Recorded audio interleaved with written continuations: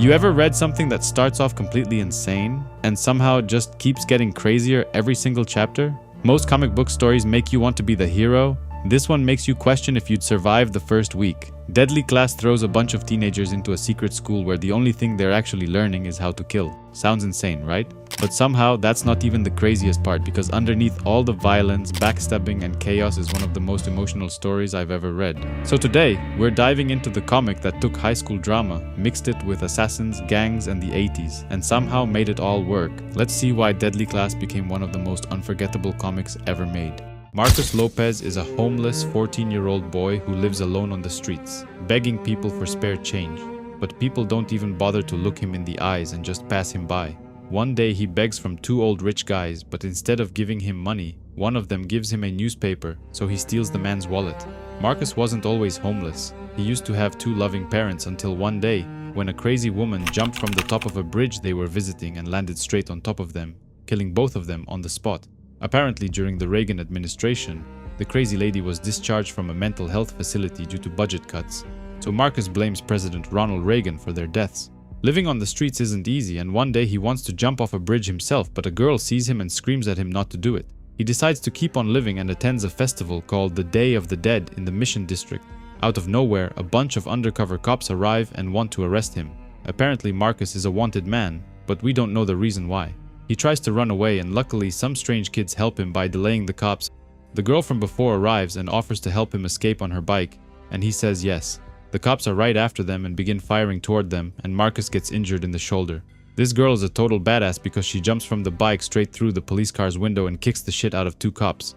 Marcus eventually gets cornered, and one of the cops wants to blow his brains out, claiming he doesn't get a trial, he doesn't get to be famous, and all he gets is a bullet in his skull. When out of nowhere, the girl shows up again and stabs the cop with her sword.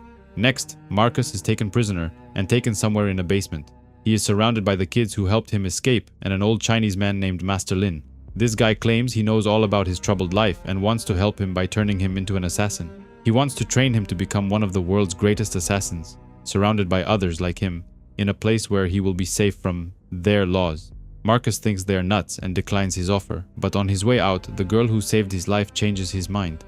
Her name is Saya, and she thinks he won't survive another year on the streets. She's also an orphan, but not because her parents died, it's because they abandoned her. If you are enjoying the video, please stop for a second and subscribe to my channel. It really helps a lot. Thank you. He goes back inside and accepts the old man's offer, who takes him through an underground passage, leading somewhere underground. He should never reveal the location of the school. He's forbidden from killing anyone unsanctioned, no sex, and no drugs. The tunnel leads them to an underground cave, where they've built a high school dedicated to training young assassins called King's Dominion School of the Deadly Arts. After his parents were killed, Marcus was taken to an orphanage, but he hated it there and was working on a bomb of some kind. Master Lin says that his ancestors started this school when the Chinese were treated lower than cattle, a school to train the oppressed in the deadly arts, where they might shape a world more to their interests. Since then, they have trained the world's most famous and notorious assassins, but their main mission has always been to ensure those at the lowest level of society also have power. Marcus attends his first day at school, but he already hates this place because schools are the same everywhere in the world, and kids are vicious. Apparently, he's built a reputation for himself before coming here and everyone knows about him, but he's an orphan, while most of them come from rich families in the crime syndicates. He opens his locker and finds a small plushie with a note attached to it reading "Child Killer." A girl named Maria approaches him and asks if he wants to be a part of their group, but he refuses. Chico, her boyfriend, wants to leave, saying that if he wants to find out things on his own, they should let him. First period is about assassin psychology, where the teacher says that most of the good assassins are not delusional, and they spend copious amounts of time planning and prepping their attempts. Second period is about beheading, a class where the teacher shows them the proper way to decapitate someone without causing any unnecessary pain. Next is poison, where they are taught which poisons to use, especially if they want to make it bloody enough and send a message to the victim's family. During lunch, nobody wants to sit next to him, and they give him the stinky eye, so he goes outside to search for the outcasts, the antisocial types of people. They usually congregate in the back of the school. He was right, because he runs into a bunch of kids who mostly sit alone and smoke, talking about the perfect crime. They are curious to know who Marcus wants to kill, and he says it's Ronald Reagan, the President of the United States, whom he blames for his parents' deaths. At the showers, we see exactly what kind of a rough life Marcus has had on the streets. because his body is completely covered in scars. Victor, one of the bigger kids in school, is bullying a kid named Shabnam, slapping him in the face while his buddies hold him down. Marcus confronts him and asks him to stop, wondering why he has a boner while doing it, but apparently that's his natural size. Nonetheless, Marcus knows this guy is a lot bigger and he probably doesn't stand a chance against him, but is he willing to fight to the death? They are in an assassin's high school after all.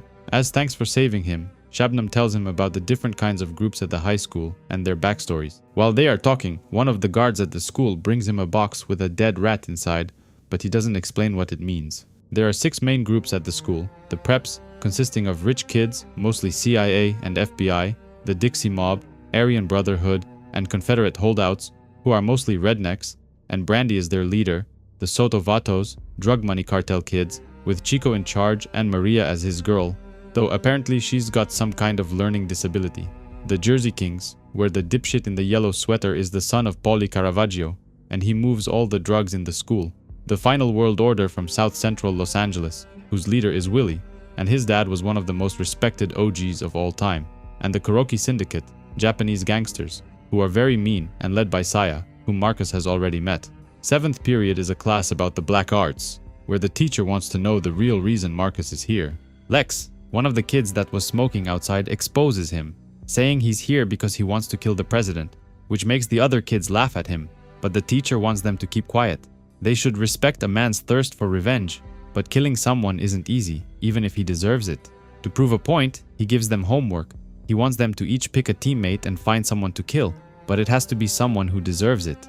Afterwards, they need to take pictures and hide the body, and if they are caught, they should kill themselves before he sends one of their classmates to do it for them.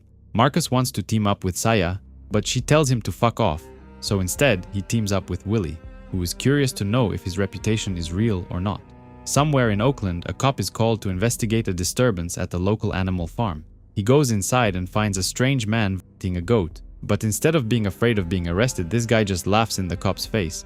He then unleashes a trap, which causes bricks to fall on top of the cop and knock him to the ground. Apparently, Marcus's orphanage was burned to the ground a couple of years back, and this cop was the lead investigator. This guy shows him a picture of Marcus and wants to know where he can find him, because he plans to do to him things far worse than what he did to the goat. Marcus and Willie go on their first killing mission together, but they get a little carried away trying to impress each other, and they both jump from one building to another. Willie isn't as agile as Marcus and barely makes it to the other side and is about to fall to his death. Luckily he doesn't, and Marcus pulls him back up, but they are both exhausted. Marcus makes fun of him for screaming like a baby, but apparently, he's a cold-blooded killer who killed 5 people when they broke into his home and attacked his parents. One of the homeless people used to be a bad person who killed people, so the 2 kids pick him as their victim. But the guy overhears them getting close and he comes out swinging his knife. He runs away and Willie is unable to pull the trigger and shoot him, leaving them empty-handed. Willie admits he is no killer. In fact, he didn't kill those 5 people who attacked his family. It was his uncle. The disfigured man from the farm is here, watching them from the shadows, calling them gay for talking about their feelings. Rory is an old Vietnam vet who had a pretty hard life and ended up homeless on the streets. They had to do some bad things while they were over there. Things like torching an entire village, and the horrible things still haunt him to this day. Out of nowhere, Marcus grabs a metal pipe and hits him in the head as hard as he can, killing him on the spot, which leaves Willie in shock with blood splattered all over his face. Even though they killed a person tonight, they still failed the assignment and only got an F. Master Lin claims that Rory wasn't a bad person, he just had bad luck in life and was even a decorated war hero, but Marcus says he torched an entire village, which means he deserved it. Nonetheless, he was almost expelled, and for the time being, he was sent to the ditch. Saya and her friends spring him out, saying they are going on a trip, and she wants him to accompany them. Apparently, they are headed to Las Vegas because Billy wants him to kill his deadbeat dad for him. He doesn't understand why they need him to do it. Saya killed that cop before. She's a killer, but she's been having nightmares ever since. She's not a psychopath. She claims she was mean to him only for appearances. She can't allow her gang to know that she likes him. Among them is also Maria, who kind of has a thing for him, even though he's all over Saya the entire trip. Chico, her boyfriend, is following them and looks pissed as hell, jealous that his girlfriend is into Marcus. He isn't the only one following them, because there's another person following them on a bike. Before killing Billy's dad, the group decides to stop at a hippie concert and buy from hippies. Marcus bites off more than he can chew and gets extremely high on acid, thinking the digital mountains are coming after him. They finally arrive in Las Vegas, but Marcus isn't feeling any better, so they decide to stay at a hotel. Unfortunately, Chico follows them here as well and goes inside with a fully loaded gun, determined to confront them. Maria hits on Marcus, saying he doesn't have to worry because she's gonna take good care of him, but Saya pulls her away, saying he's fine and she shouldn't worry about him. As if Chico wasn't enough, the guy on the bike is the same guy from the alley and the animal farm who has a personal vendetta with Marcus as well. Marcus is completely out of his mind and keeps hallucinating, so the group left him watching TV while they went out. Billy's father is booked in the same hotel in the room next to them, and Billy still wants Marcus to kill him when he gets back. However, Billy couldn't contain his anger, and the moment his dad came to the hotel, he jumps him and tries to strangle him. His dad is a big guy and manages to overpower his son, pinning him to the ground. But Marcus arrives and hits him in the head with a lamp, killing him on the spot. Afterwards, the two guys go into the casino, but Marcus is still high and he sees Mr. T talking to him. He manages to win some money at one of the slot machines, but a guard shows up and asks him to follow him.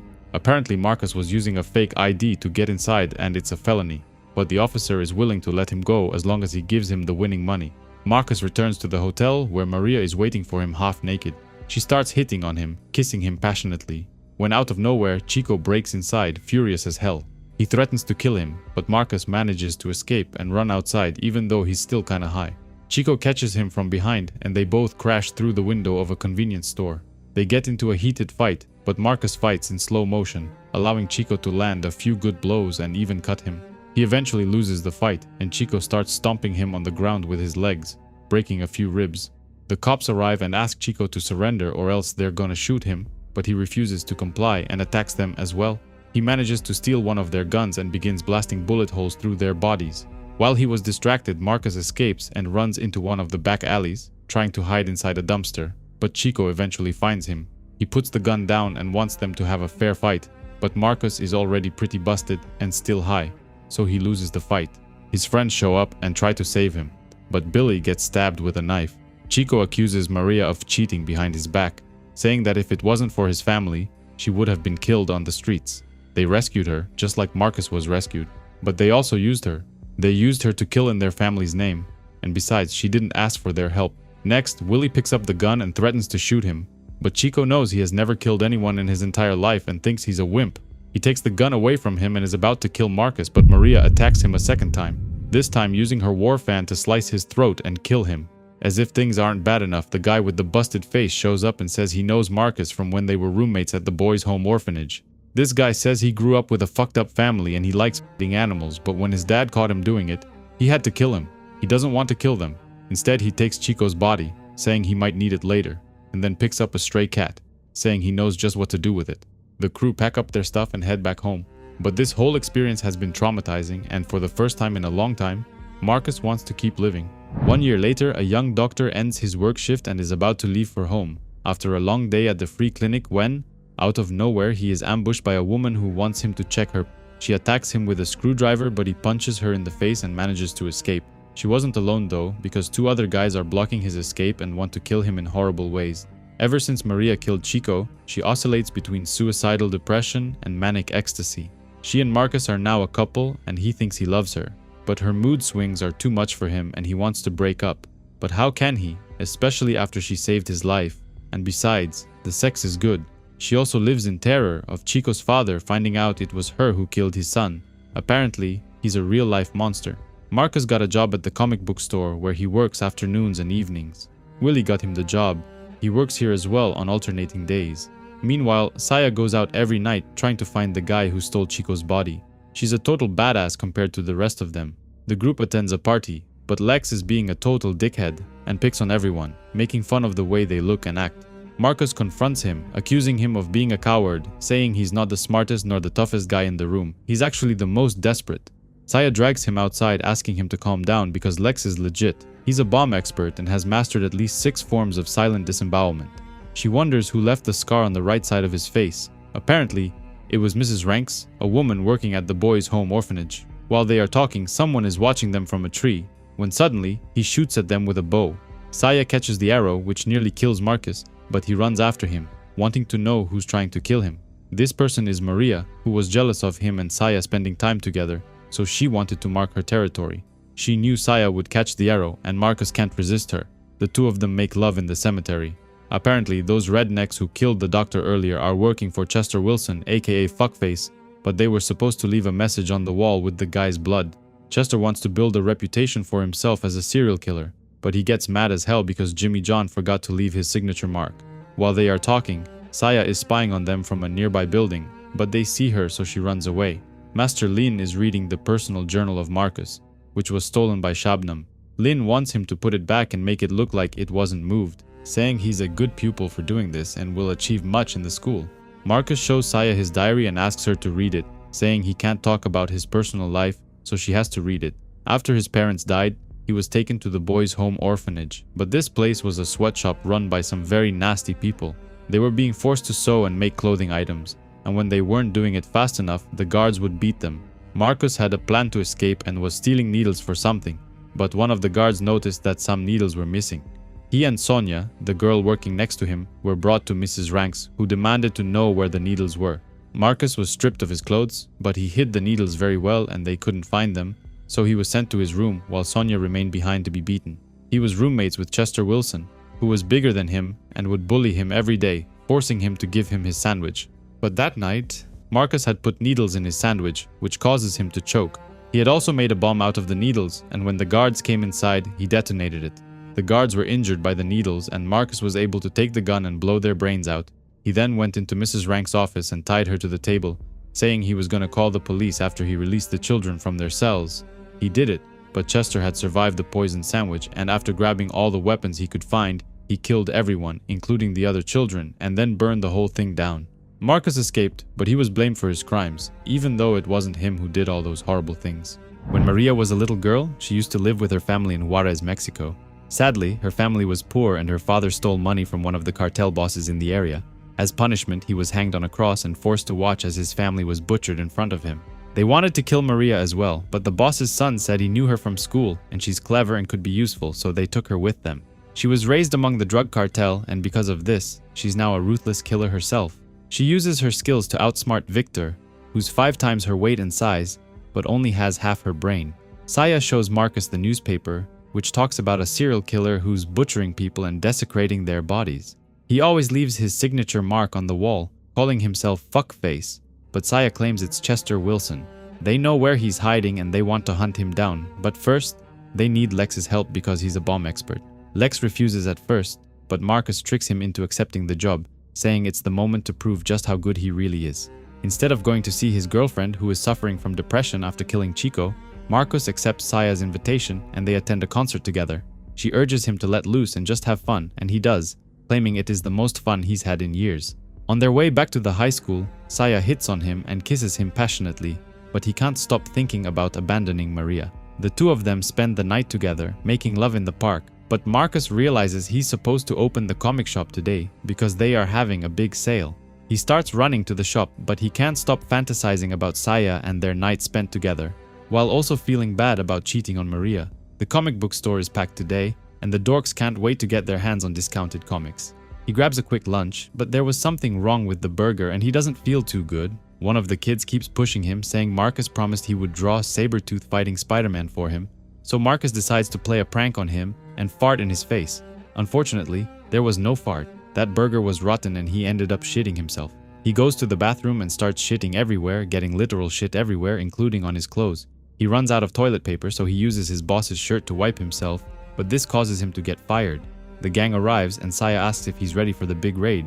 They plan to take down Chester tonight. Thanks to Lex's help, they plan to leave an explosive box in front of their abandoned building and also one explosive box at the back door placed inside the garbage bin. After taking out the front door, Marcus and Lex break inside, but the ground floor is on fire. The second floor looks abandoned. There is nobody there except farm animals like chickens, rabbits, and pigs. Out of nowhere, the two guys are attacked by the rednecks, so they take cover behind the fridge. Chester knew they were coming, so they prepared an ambush while he claims there's no poison sandwich that can save Marcus this time. Saya is also attacked by the crazy lady who killed the doctor and is pinned to the ground. She wants to slice her throat, but Maria jumps through the window to her rescue.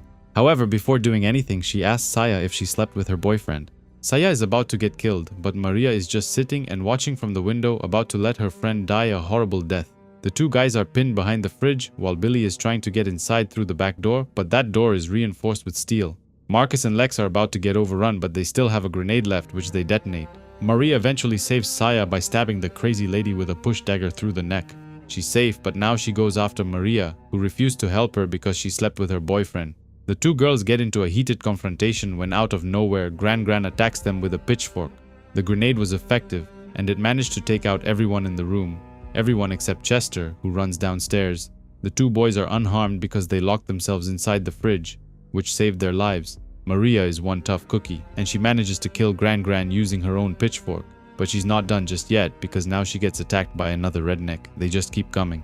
Marcus follows Chester down into the basement, but this place is sick, and he gets startled by a dog which is locked inside a cage, probably used for their amusement. That's not the only thing locked down here, because he runs into Mrs. Ranks, who wasn't killed in the fire at the orphanage, but instead kidnapped by Chester. Chester shoots him from behind, but he misses and takes out Mrs. Ranks, who was defenseless in her cage. Saya attacks the redneck from behind, but this guy is huge and not even a sword through his back slows him down. Luckily, Billy climbs on the side of the building and shoots him in the head. Marcus opens one of the cages, which sets free a raging dog who couldn't wait to exact revenge on the person who abused him all this time. Marcus finds Chico's head in the basement and reunites with Maria upstairs, and they both decide to leave together. But upon exiting the building, they run into Chico's dad, the infamous drug lord El Alma del Diablo. Saya escaped together with Billy, but they were supposed to meet the others at a checkpoint, but nobody showed up. Chico's dad says he was like a father to her, and she betrayed him by killing Chico, but he was never her father. Lex is happy that his bombs worked, and he has no idea what's happening around the corner. He comes out unsuspecting, and one of the assassins shoots him in the head, blowing his brains out. Maria throws a smoke bomb on the ground, which causes a distraction that allows them to escape, while El Alma del Diablo is left with his son's head in his hand. But Chico has an older brother, who apparently is even more terrifying than their dad. He chases the two teens down the street, but they try to get away using a bike. Maria has one grenade left, which she throws towards them, causing a giant explosion, but their bike gets busted. They manage to escape by sneaking aboard a bus while the assassins are chasing after another one.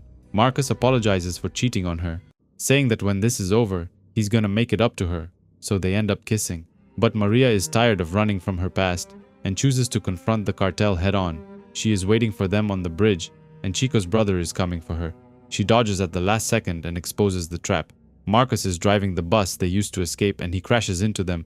One of the guys escapes and he starts beating Maria, but Marcus comes to her rescue. He uses a metal rod to impale the guy and kill him on the spot, but another guy comes and slams his head into the ground. Instead of killing Maria, they take her prisoner while they push Marcus's body off the side of the bridge. Willie is driving the getaway car, which is a garbage truck that was part of the plan. When he sees Marcus being pushed off the bridge, he accelerates towards him and manages to catch him right before he falls to his death. Chico's dad says he plans to kill Maria slowly, over the course of multiple years. Basically, every time he feels sad about his son, he's gonna cut off a part of her body. But she has other plans and manages to detonate another smoke grenade, causing the car to turn over and crash. Everyone survives, but not for long, because Maria is truly a masterful assassin and she manages to kill them one by one. First, she lights one of them on fire and then uses her deadly war fans to decapitate the second one. She then goes after Chico's dad and viciously dismembers him behind a bunch of shipping containers. When Marcus finds her, she's traumatized, but she doesn't feel any better even after avenging her family. Everyone is safe and they go back to the high school, and Maria says that Lex's death is her responsibility. Because she killed Chico, she caused this, so she's gonna deal with it. She visits Master Lin and says that Lex went on a rogue mission to take out Chester Wilson, saying he wanted to make a name for himself. Unfortunately, Master Lin knows that she's lying and kills her by making her drink poisoned tea. That's what happens to students who break their laws, and besides, he did it as a favor to Chico's mother and brother, who wonder if the same thing will happen to the others involved. Nobody knows what happened to her, and Marcus thinks she just ran away without saying anything. He feels betrayed and tells his friend Willie that he never really wanted her. He always wanted Saya and plans to confess his love for her. The two of them have lunch and he tells her how he feels. But apparently Willie called her as well and told her that he also loves her. She doesn't want to get between them and ruin their friendship, so she chooses not to date either of them. Marcus doesn't handle rejection very well and he spirals out of control, doing drugs and isolating himself from his friends. He eventually confronts Willie, saying that Lex died because of him because they can never depend on him for anything. The story about him killing the 5 guys that killed his parents is false, that never happened, and he wants Saya and Billy to know it. But his friends turn their backs on him while Victor overhears their conversation. Left without any friends, he gets close to Petra, who invites him and Shabnam to a party. Shabnam likes Kelly, aka Grogda, one of the heavier girls, and Marcus convinces him to drink the bong water, claiming it's gonna impress her. In reality, he just wanted to laugh at him. It felt good, and everyone kicks the dog when he's down. Petra doesn't believe that Maria just ran away. She thinks she was killed. That's how it goes around here. But he doesn't buy it. Marcus ends up spending the night in the apartment and thinks he slept with her, but in reality, he spent the night with Kelly, and the two of them made love. Life at high school goes back to normal, but he can't stand to see Saya and Willie happy together. He thinks she's doing it on purpose to rub it in his face. He goes back to writing in his journal, mostly about politicians and how spineless they are, but also about how his friends abandoned him and how lonely he feels. But he needs to grow stronger through self-reliance to deal with them another day. He visits Billy and comes up with a crazy theory. He thinks that Saya is no good. She convinced him to join the school, told him he was her responsibility, gave him drugs, and seduced him, basically playing him against Willie, his best friend. Maria also told him that she and Saya were fighting at Fuckface Manor, trying to kill each other, and when they got back, Saya killed Maria. He also has a crazy theory about the school. How come there are only 10 juniors at the school? It's like divisible numbers, and who pays for tuition fees? Nobody is paying his fee. He's basically staying here for free, a bunch of others as well. But why? Billy thinks he's crazy and that he should lay off the drugs. So he goes outside to be alone, where he runs into Saya. He accuses her of killing Maria, so she punches him in the face as hard as she can. If he says that again, she's going to kill him. She wants him to stay away from them, as he's on his own from now on. The next day, Victor pays him a visit and says he knows that he got Lex killed. He wants him to go to Master Lean and turn in his friends, or turn himself in. If not, he's gonna do it for him. He has 2 days to do it, or else. Marcus goes to another party where he does way too many drugs and even has a conversation with President Reagan. He spends the night once again, but this time he makes love to Petra. In the morning, he tells one of the guys from the Final World Order that Willie isn't actually a killer and that he lied about his killing reputation. Marcus attends another fighting class, but Victor slips him a secret note, reminding him about the deadline and wondering who it will be. On their way out, they run into a gruesome sight. Someone killed Willie's gang member and tied him to a pole. Willie and Saya are sitting in a dark alley giving him a dark look, but we don't know if they did it or not. Kendall, one of the guys at the high school, warns Marcus to watch his back because there's a rumor that Saya wants to kill him for snitching on Willie. He should also check the rash on his penis because it looks like herpes. He was right because Saya and Willie have been shadowing him ever since he told everyone that Willie isn't really a killer. He goes to a free clinic to check the rash and sees a beautiful blonde girl in front of him. He thinks she might have herpes as well and imagines a beautiful life together, having 2 kids with herpes. Fortunately, it wasn't herpes. It was just a hair follicle infection, probably from sleeping with Petra. He goes back to the dorm and Shabnam is furious with him because he slept with Grogda, the heavy girl at the party. He completely denies it, but Grogda shows up at the door and claims she's pregnant, and that Marcus is the father. He could get his friends to forgive him and say he was lying about Willie, and he could also help Shabnam and get him a date with Grogda. But the one thing he can't change is Victor's ultimatum. The only way to get rid of him is to kill him, and the best time to do it is to kill him in the shower after his morning run. But doing it isn't easy and Victor escapes. The only person he accidentally kills is Master Zane, the combat teacher. Victor runs through the corridors and sneaks inside the auditorium, where Master Lin is talking to all the kids. It's the end of the freshman year, and maybe they wonder why some of the kids at the school don't pay tuition. That's because those kids are rats. The same rats who killed Chico, who killed Lex, and who killed Maria. Their final test is to find the rats among them and kill them. But if the rats survive for 1 week, they will be allowed to continue studying here for a second year. As soon as the doors to the auditorium open, the kids start fighting amongst each other. It's mostly the rich kids killing the poor kids who don't pay any tuition and who don't belong to any rich families to have their backs. The Sotovatos go after Marcus, accusing him of killing Chico, while the cheerleader girls go after Petra. Luckily, Marcus still has his gun and he jumps to her defense, killing one of them. The girls attack them again and they are forced to hide inside a closet, but Marcus doesn't understand why Petra isn't doing anything. Did she learn nothing this past year at the school? Shabnam offers to partner with Victor, saying he's spying on everyone at the school. He broke into their locker rooms and read everyone's private letters, so he knows everything about them and knows where they are hiding. In the closet, Petra creates a special poison by mixing chemicals, proving that she did learn something at the school. Kendall helps one of the boys by killing the other rich kids, even though he's one of them, because he's secretly gay and this guy has been his lover the entire time. Saya and Willie help Billy fend off an attack, saying they want to help him, even though he's a rat compared to them. On their way out, they run into Marcus, who asks Billy to come with him, saying he shouldn't trust anyone who isn't a rat.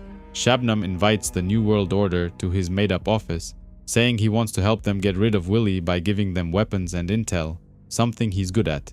Apparently, Marcus and his friends are trying to sneak out of the high school through one of the exits, and Victor is heading after them. Grogda kinda likes seeing Shabnam in charge, and she's into him, offering to rub his back while they wait for things to play out. The outside is a total mess. There is panic, chaos, and bodies lying everywhere.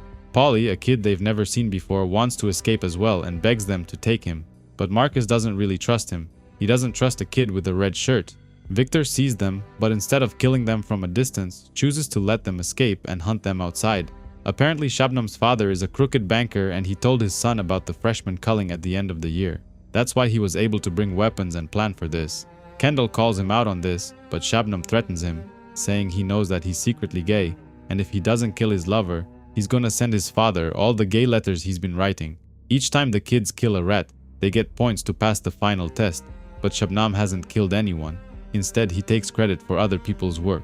The New World Order is after Willie and Saya, and she wants him to man up and use the gun, but he can't. Apparently, when his home was invaded by killers who were trying to kill his dad, he wanted to help. He picked up a gun and started shooting, but he was young and didn't know what he was doing, so he killed his dad by mistake. Saya goes after them alone and manages to take out 2 of them with her sword, but the third guy shoots her in the arm and she's pinned to the floor. He threatens to end her, but Willie finally musters the courage to fire his gun and kills him, saving her life. Master Lin calls them to his office and says that Marcus escaped by killing 2 of his guards and also Master Zane. He knows it's their fault because they knew he wanted to escape the high school and they let him do it without trying to stop him. He wants them to go back outside and finish their assignments, and pray they don't live to see what he's capable of. Even though they've managed to escape the high school, Victor is still after them and Billy is desperately trying to stay alive. They chase him to a back alley, but Billy surprises him from behind by smacking him in the back of the head with a crowbar. One hit isn't enough though, because Victor is a big guy and he gets back up with a vengeance. Victor calls him weak, while also recounting his life story and what happened to him when he was a young kid. His father is a Russian assassin, and one day, British assassins came to their house to kill him. But he wasn't there, so instead, they his wife and sisters and then killed them in front of him, trying to send a message. When his father came back, he beat the living shit out of him, accusing him of failing to protect his family. But Victor was weak and skinny back then. Ever since that day, he's been working out, trying to get bigger and stronger, so that he's never weak again. Out of nowhere, he gets hit from behind with a piece of metal attached to some strings. Marcus planned a trap for him, but he was supposed to lure him from the other alley. He couldn't because Paulie, the kid in the red shirt, abandoned him. They should have never trusted him. One of Victor's crew shows up, but Petra uses another poison bomb to get rid of him. But they are still being hunted and another guy shoots an explosive arrow towards them, nearly blowing them up. Billy is tired and injured and he just wants them to quit the final exam and run away, saying that none of them really wanted to be in this high school. Back at the high school, Grogda lets Shabnam touch one of her breasts, but the excitement is too much for him and he finishes in a few seconds. He gets a call from someone who says he wants him to guarantee his safety in exchange for betraying other rats. Marcus brings everyone to the only place he knows is safe, Chester Wilson's old hideout, but this place is a dump. We see that Billy is the one who called Shabnam by using one of the phones in the rooms, betraying his friends in exchange for his life. Marcus sits in the apartment, remembering a day at the park with Maria, and how good it felt, even though he complained the entire time. He finally realizes that Master Lin is probably the one who killed her. She was going to his office the day she disappeared, and he vows to avenge her. Saya and Willie find the body of one of Victor's men and know they're on the right track. They need to find Marcus and kill him, or else they're gonna get killed themselves. But Willie isn't so sure they should do this. Saya is tired of having to carry him and decides to break up with him, saying he's free to do what he wants. Petra says she tried to sleep with Victor one time because she was curious, but he couldn't get it up. The next day he told the entire school that the reason they didn't sleep together is because she has bad hygiene. Marcus gets a bit emotional and says that Billy is one of the true friends he ever had, and he never told him how much he appreciates him, so he gives him a hug. Meanwhile, Kendall visits his boyfriend who is hiding inside the high school and says they need to kill Shabnam together, but first they need to drug him and use truth serum on him because he took photos or videos of the 2 of them making love. While Marcus and his friends are talking, another kid is watching them from the building next door, planning to take them out. Saya jumps out of nowhere and attacks him with her sword, decapitating him in an instant. Victor also finds them, but Petra throws a poison bomb down the stairs, and Marcus storms outside to try and lure him away. He steals a car and drives off, but Victor jumps on the hood, saying he doesn't need to sneak up behind him in the shower, He's gonna kill him to his face. But Marcus crashes the car into another one in front, causing Victor to fall to the ground and get injured. A cop shows up and arrests him, giving Marcus a chance to escape. He goes on top of a building next to Wilson's manor, but Willie ambushes him on the rooftops. Billy and Petra are still inside, waiting for things to cool down. They just need to wait a few more hours, and if they live, they will be allowed to return to the high school. When he was 7 years old, his father told him that he never wanted him, but he liked banging his mom, so he agreed to have a kid. As long as he stood out of his way and didn't talk back, he was allowed to live his miserable life, but his dad never loved him. Petra's life story is even more fucked up. Her parents were real-life hippies, but with time, they joined the cult and did some pretty wild stuff. One day, she wanted to get some food from the fridge, but she found her mother's eyes stuck in a jar. Her father forced her to look at them on the floor, asking her to watch as her mother's soul left the body, because it would give her strength. Willie claims that if he doesn't kill him, Master Lin is going to murder his mom. He told Saya he loved her, even though he doesn't really want to be with her, but he got tired of being the third wheel in Marcus's relations with Maria and her. He feels horrible because he had to kill his cousin in order to save Saya at the high school. He can't live with the guilt and thinks that Saya tricked him into killing him. The night Marcus killed that homeless man, he said it was because they had nowhere else to go, but they have somewhere else to go, and then he points the gun at his head. Grogda belittles Shabnam, saying that Marcus and his friends are still alive and in a couple of hours, they're gonna lose everyone's respect, and the rats are going to become legacy because of him. He fucked up, and now she wants to take over his entire operations. Kendall breaks into his office and says they're gonna drug him to find out where he keeps the blackmail photos of him and his boyfriend Steven. But what he doesn't know is that Steven made a deal with Shabnam, and he blows his brains out from behind. The night has passed and they are still alive, but when they want to leave Wilson's manor, Petra locks Billy inside the room and uses one of her poison bombs on him. Marcus convinces Willie not to blow his brains out, saying they have a plan to escape the city and in 10 years they're gonna have families and forget all about this.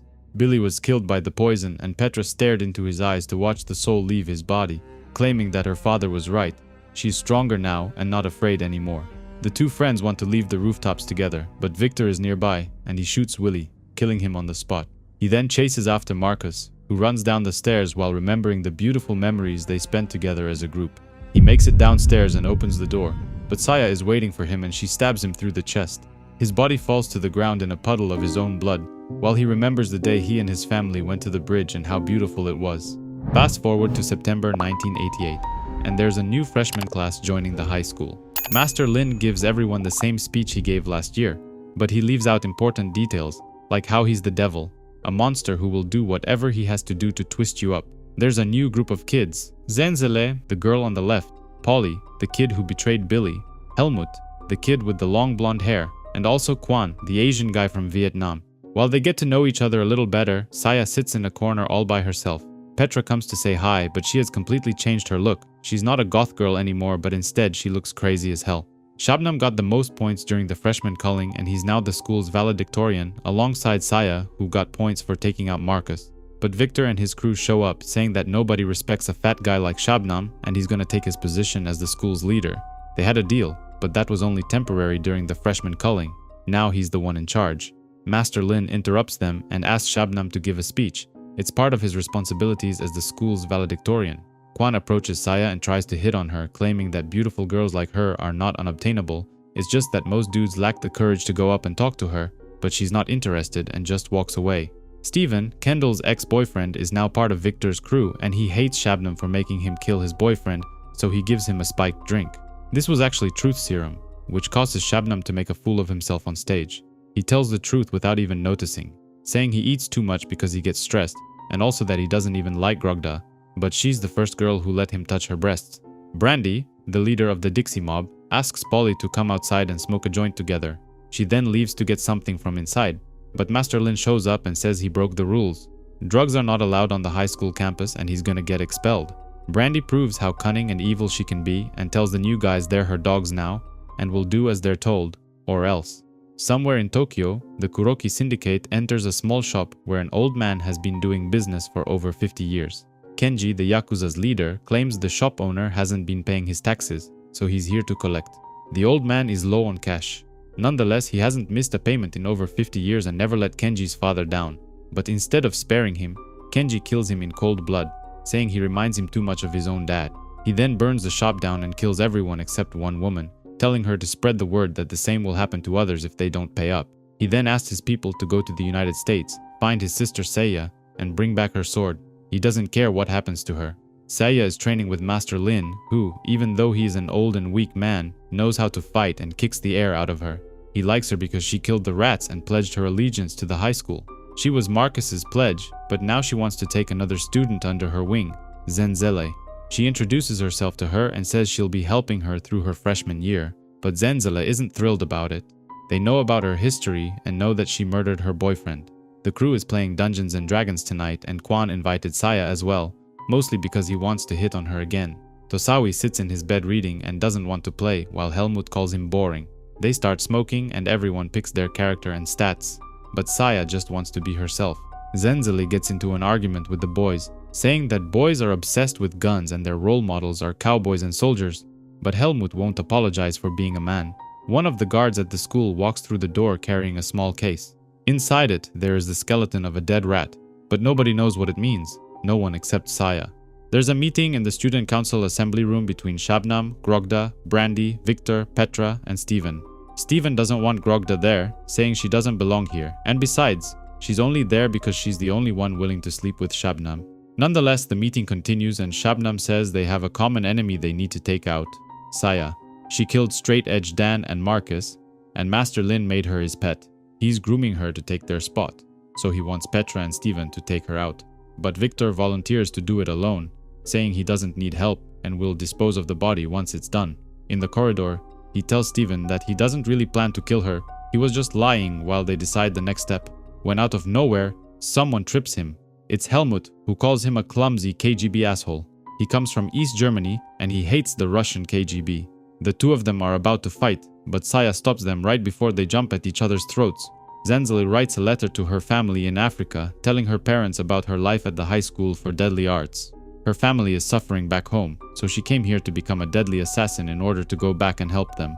But getting used to life in America isn't easy. There is so much competition between the students. But she made a few friends and tells her parents about each of them. Apparently there's a Halloween party somewhere in town and Quan invited his friends to go. Helmut tells them a funny story that happened to him recently. He hasn't been sleeping well lately, and when he can't sleep, he eats something that his mother sends.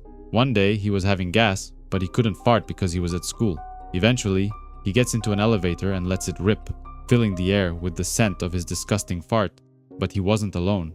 He failed to notice that Saya was in the elevator behind him, and she heard and smelled everything while rushing to exit as fast as she could. Saya arrives and asks Zenzele to return to the school with her. They aren't allowed to leave the grounds whenever they want, especially not to come to a dangerous bar. But before they could leave peacefully, the Kuroki Syndicate enters the bar and threatens to kill everyone besides Saya. They picked the wrong bar to attack because Helmut is a skilled fighter, and he attacks them with his great axe. Saya is also a skilled assassin and she starts killing them with her katana, but Zenzele is in shock and can't even move. They want to run away when suddenly, they run into two giant dudes, who are apparently her cousins. They're not here to kill her, but nothing's stopping them from breaking her. Quan comes to Helmut's rescue and drives a bike straight into a group of Yakuza. He then takes out his knives and begins cutting them, but there are too many of them and the two guys decide to escape by climbing the fire escape of a nearby building. Saya is taking one hell of a beating while Zenzele watches from the sidelines, unable to help her. Saya eventually escapes and wants them to run away, but her cousins want to chase her down. They attack a random person and want to steal their car, but Zenzele is shocked to see the man die in front of her. She is overwhelmed with rage and goes into a state of frenzy, attacking the two brothers with just a hammer. She viciously kills them and says she warned Saya that she doesn't need her help. Helmut and Quan are surrounded by Yakuza on the rooftops, but Saya comes to their rescue. Together, they manage to escape by jumping to a nearby building, but Quan is about to fall down. Saya stays behind to help him and tells the others to keep moving. They'll meet later at the school. One of the guys from the other building claims she learned nothing at that shithole school. Quan says she shouldn't trust people. He tried to do this the soft way. He tried to get close to her, but there's no other way, and he pushes her off the side of the building, but not before taking her katana away. Apparently he was working for the Kuroki Syndicate all along, and he throws the sword to them, while the guy claims that Kenji will reward him for this.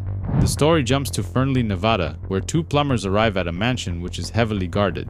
Apparently something happened to one of the toilets. It just exploded and there is shit everywhere. One of the guys finds a spring which seems to be part of some kind of bomb, but before he could figure it out, the other one hits him in the head with a wrench. He also brought 2 guns and goes on a rampage, killing the guards without breaking a sweat.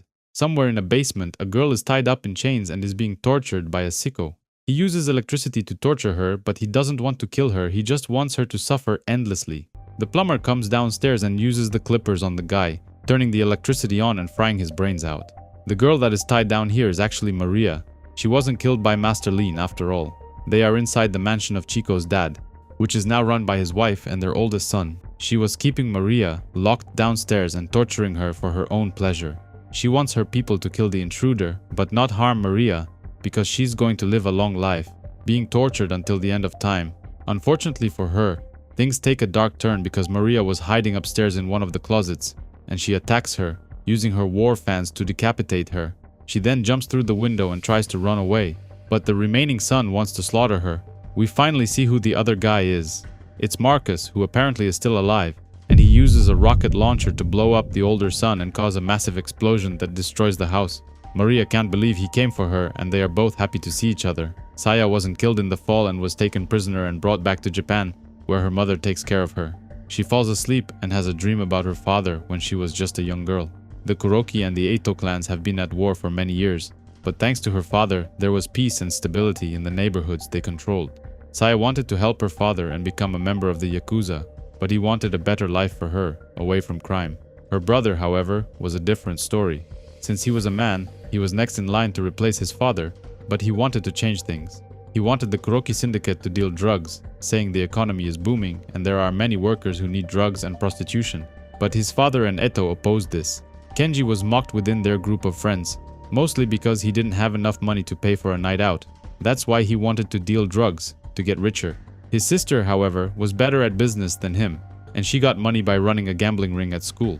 Eto's son admired her dedication even from such a young age, so they made her an official Yakuza member by tattooing her entire body. One night, someone killed the leader of the Ito syndicate, and Saya found her family's katana, which was used. She got blamed for the murder, and even though she didn't do anything, she took responsibility to avoid war between the 2 clans and cut off 2 of her fingers as a tribute until she found who did it. But this wasn't enough, so her father performed seppuku and took his own life, trying to spare his daughter. Kenji replaced their father and has been running things ever since. Saya was furious and took the katana and ran away, but not before killing a few more Yakuza and injuring her brother. She thought she would earn the family's respect by having a diploma from the same school her father attended, but no woman has ever led the Kuroki syndicate. After saving Maria, Marcus headed to a beach in Puerto Peñasco, Mexico, and life is good, but he keeps having visions of Willie. After Saya stabbed him with her sword, she faked his death and asked him to run away and never return to the School of Deadly Arts. But he wants to go back there and have his revenge on Master Lin. Maria comes with 2 beers and wonders why he's talking to himself. She gives him a present, a fresh new journal, because he doesn't have his old one and he loves to write. Kenji calls Kwan and says his work isn't done. Even though he delivered his sister as promised, he wants her discredited and her honor shattered. Only then will they be square. Master Lin calls them to his office and asks if they know where Saya is, but none of them know what happened to her, so he leaves them be. The school council goes to the shooting range to practice, but Steven keeps making fun of Shabnam, saying he doesn't do shit and that Grogda is the one running things. The fat guy eventually has enough and wants to blow his brains out, but Victor stops him. He says he doesn't want to share the power anymore and doesn't need them. He brags about killing Saya and shows them her jacket as proof. Brandy picks on Petra, saying she doesn't belong in the council either. They can't really trust a girl with daddy issues. This pushes her over the edge and she loses her temper, spitting her makeup in her face. Kwan goes searching for Saya's room and finds her secret journal, where she admits to not killing Marcus. Her blade slid past any major organs or vertebrae. The poison brought his heart to a near standstill, enough to make him appear dead while keeping blood flowing to the brain. She later gave him the antidote and told him that Maria is still alive and where to find her. But she also asked him to never come back here and live happily together. Kenji wants to punish his sister for what she did, but her mother tries to save her. He attacks both of them and gives his mother one hell of a beating, while his sister is barely conscious on the ground. The school council is talking behind Victor's back, saying they don't really believe he killed Saya. They also need to get back at Petra for injuring Brandy. Her throat still hurts after that attack. Brandy says that the new freshman crew is afraid of her. They were with Saya the night she was killed, and if they know something, she's gonna find out. Kwan calls Kenji and tells him about his sister's diary, that she took credit for killing Marcus even though she didn't actually do it. He also knows where Marcus is hiding, at the Puerto Peñasco beach. and Kenji wants him to go there to find Marcus and bring him to Master Lin, or else he's gonna expose Kwan's secret. Apparently, Kwan got involved with one of the Yakuza boss's daughters and got her pregnant, but if they find out about it, he's a dead man. The night Saya disappeared, Victor was hunting her from a distance and he saw that Kwan betrayed her to the Yakuza. If anyone asks, he's the one who killed her and they're gonna keep each other's secret. But from now on, he wants him to spy on his friends and report everything to him. The Dixie mob are a bunch of racist pricks and Brandy gets into an argument about racism with Zenzali. But the freshman isn't afraid of her and says that white people are a bunch of parasites incapable of achieving anything without stealing, and the only special thing about her is her skin. Petra changed her look again, reverting back to the goth style which suits her best, but she's feeling depressed ever since she killed Billy. Helmut stops her from doing anything dangerous and then asks her to come with him because he wants to show her something. They go into a store and buy a bunch of burritos, but she doesn't understand why he brought her along. He brought her because he wants her to have some fun. They find some random guy watching TV in his living room and they shoot the burritos toward his window. The window breaks and the guy is hit with a bunch of burritos, but he has no clue what just happened. Petra can't stop laughing and wonders what is going on through that guy's head right now. Like, one moment he was watching TV and the next, he gets hit with a frozen burrito. Helmut says she can't change what she's done, or change into something she's not. But she can start over today and show the world who she really is before she's gone. It's Thanksgiving break and Kwan proposed to the group that they take a road trip to Puerto Peñasco Beach, to be more precise. Helmut and Petra are now a couple and they can't keep their hands off each other, almost causing an accident and killing everyone in the car. The group talks about different topics, but Tosawi picks on everyone and tries to bring them down, which pisses off everyone else. They stop to eat and Kwan calls him out on his bullshit, saying that everything that comes out of his mouth is a fucking bummer. Tosawi claims that compared to him, when his friends need his help, he's there for them, unlike Kwan, who didn't even get a scratch in their fight. But Helmut defends Kwan, saying he came to his help when he was fighting the Yakuza, so he won't allow him to keep trash talking. While they are talking, Victor is spying on them from a distance, but he doesn't want to shoot. He'd much rather do it in Mexico because it's easier to get rid of the bodies. Tosawi apologizes to Kwan. Some part of him always feels the need to pick on someone, to make sure he's not at the bottom of the pecking order. Kwan accepts his apology and decides to seal the deal by going down on a giant swirly slide. Unfortunately, some kids shit in the slide and he got shit all over his clothes, but he doesn't tell Tosawi anything and says the slide is super fun, he should try it. The crew continues the journey, but they need to stop again because the two guys are stinking up the car, smelling of shit. Kwan goes inside a store and sees Marcus talking on the phone, but first he needs to check a picture of him and make sure he's not mistaken. Maria is also there and she's happy to see Petra, but Marcus doesn't think this is a coincidence. One day earlier, the school council organizes a pep rally and every student was asked to come.